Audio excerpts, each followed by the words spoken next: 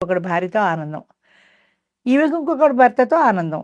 Okay. Share చేసుకుందాం. అంటే ఆ ప్లేస్‌లో ఒకరినే మనము ఊహించుకుంటాము. ఆ ప్లేస్‌ని ఇంకొకరికి ఇవ్వాలి అంటే మన మనసు, మైండ్ అంతా గూడా ఒక ఏమీ లేవు. వాళ్ళకి అలాంటి వాళ్ళకేముండవు. అలాగా విచ్చలవిడిగా తిరిగే వాళ్ళకి ఏమీ అలాంటివుండవు. కొత్త స్పర్శ, కొత్త టేస్టు. ఇప్పుడు ఈ హోటల్‌లో తిన్నావు. ఈ హోటల్‌లో ఇడ్లీ బావుంది. రేపొద్దున ఆ హోటల్‌లో తిందాం. ఆ హోటల్‌లో దోస బావుంటుందేమో చూద్దాం. హ్మ్. అంటే ఇది తిండి వరకే పరిమితం కాకుండా సెక్స్ దాకా పాకిపోయింది. అంటే ఒకే హోటల్ అస్తమానం ఎందుకు? ఒకే సినిమా అస్తమానం ఎందుకు? ఒకే డ్రెస్ అస్తమానం ఎందుకు? అన్న విషయాన్ని ఆఖరికి సెక్స్ దాకా వెళ్ళిపోయింది. ఒకే మొగుడు అస్తమానం ఎందుకు? పండగ నాడు కూడా పాత మొగుడేనా అని ఒక సామెత ఉంది. హ్మ్. మూడు హ్మ్. సామెత. హ్మ్.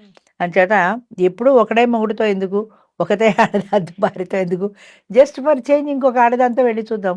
జస్ట్ ఫర్ చేంజ్ ఇంకొక భర్తతో వెళ్ళి చూద్దాం. హ్మ్. అన్న టేస్ట్ తేడా వచ్చేసింది చూసావా? ఇది అవతల వాళ్ళ మరి అండర్‌స్టాండింగో, అది కోఆపరేషనో, భార్యకి భర్త, భర్తకి భార్య ఎలా అందులో వాళ్ళు అంటే ఎలా సర్దుకుంటున్నారో తెలీదు గానీ, రగిలిపోతుంది కడుపు ఇంకొకళ్ళైతే అసలు. మామూలుగా అయితే భర్త ఎవరితోటో ఎళ్ళొచ్చాడంటే దీనికి ఎంత కోపమొస్తుంది. అలాగే భార్య ఎవరితోటో తిరుగుతోందంటే మర్డర్‌లు చేసిన వాళ్ళున్నారు.